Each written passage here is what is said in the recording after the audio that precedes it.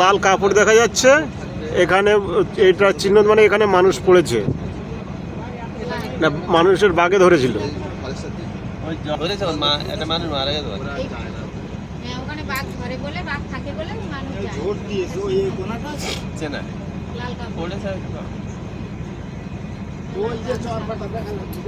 আমাদের হেড়োভাঙা নদী এখানে এটা হচ্ছে বিদ্যাধরী নদী বা পঞ্চমুখী বলা হয় থাকে। বাংলাদেশের মালবহনকারী জাহাজগুলো ওখানের সঙ্গে যাতায়াত করছে, ঠিক আছে। উত্তর পূর্ব হয়ে বাংলাদেশে যাতায়াত করে। আমরা সামনে যাবো পীরখানির জঙ্গল, পীরখানি 5 নম্বর জঙ্গল।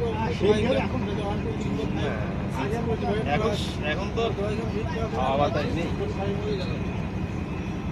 এই হচ্ছে বে অফ বেঙ্গল, এটা দক্ষিণ দিক। আনুমানিক 70 কিলোমিটার গেলে আমাদের বে অফ বেঙ্গল।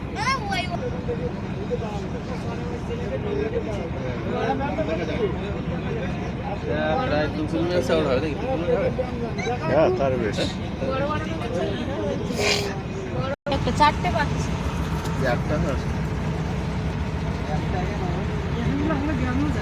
হ্যাঁ, যাই। ডিম পাড়ে গিয়ে ডিম পাড়ে আসি।